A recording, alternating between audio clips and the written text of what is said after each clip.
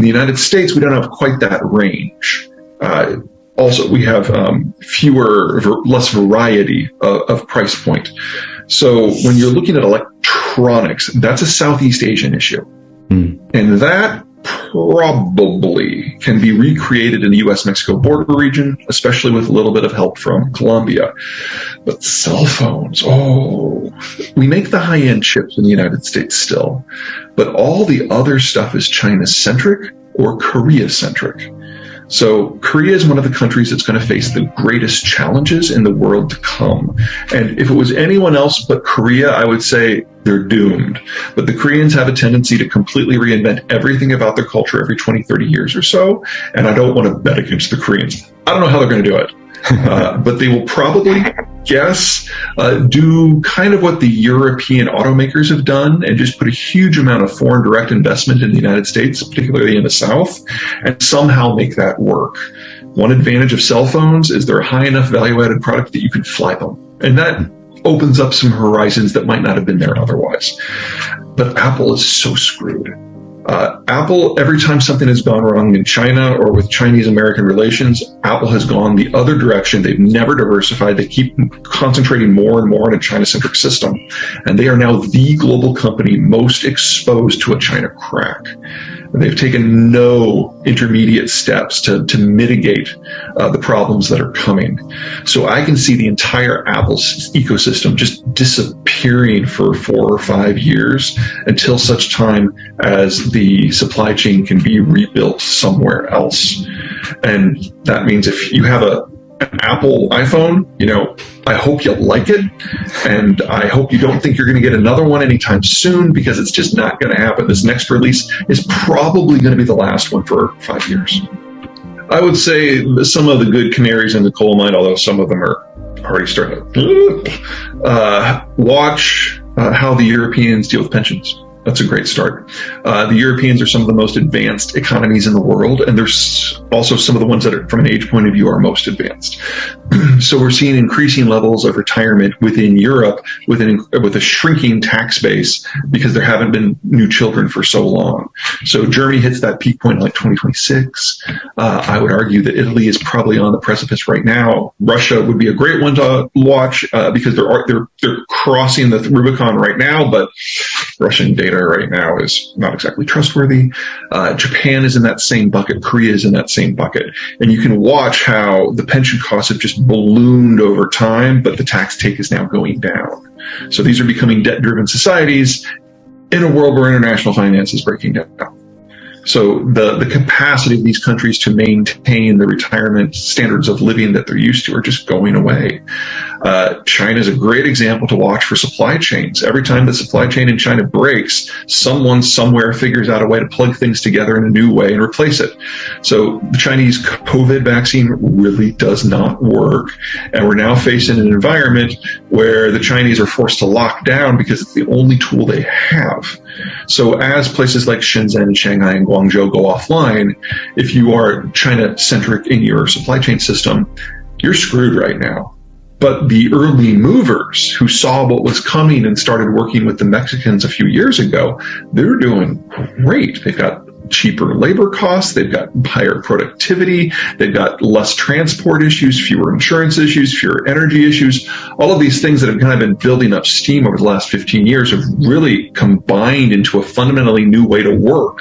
And China is the poster child for how it shouldn't go now. For manufacturing, probably not. Right now, it's a combination of short-run stuff with, say, additive manufacturing machine shops to do the small runs closer to populations, or if you have economies of scale, doing some sort of assembly line. And you really can't speed that up. And if any of the new technologies are coming out, they're going to be dealing with a more constrained labor environment. So again, moving away from the China model. So that probably can't help. I'd say in terms of agriculture, however, there are some really interesting things going on. Genomics, whether it's GMOs or gene editing, at the rate they're expanding, they're probably going to be able to double yields within a decade. And if you combine digital recognition, facial recognition for people, you can now do that for plants. And so a combine with a specific set of tanks on it and cameras can take photos of each individual plant, decide if it's a weed or a crop, decide if it needs fertilizer or pesticide, and in one run, hit everything. So you're talking about things having to do 2 or 3 runs over a field for the entire season and you're done, as opposed to organic where it's something like 16, which will never work. But you combine those two, and assuming you can apply the inputs, assuming you can afford them and finance them, which is going to limit the number of places it can be done, to sell a lot of advanced countries with large row crop fields, you're talking about being able to increase yields by 250% before 2035. That's really impressive. We've never had that kind of expansion in yield growth. But again, it's only works in places that have the financing for the equipment and the inputs. And that means if you have to be in a large row crop environment like the United States or Canada or Australia, or have a government that's really involved in making sure their agricultural sector doesn't break down like, say, France. So there's maybe a dozen countries that can do that, and that will allow us to feed an extra 500 million, maybe even 1 billion people. That's not enough, but it's a start. Manufacturing is probably the best place to start. Modern manufacturing touches almost every country in the world, and even relatively simple products touch 50 different countries. The iPhone is one of the more complex. Automotive is one of the more complex. You're talking 30,000 pieces, each of which has their own supply chain. And by making transport cheap and safe, we can shuttle things to take advantage of labor and input price points in the United States and Canada and China and Japan and Germany, all over the world. And that's created the world that we know. To a lesser degree, the same thing holds true for agriculture, because whether it's fertilizer or fuel, there is a supply chain for that. Tractors are heavy machinery. Those supply chains are just as complicated as they are for automotive.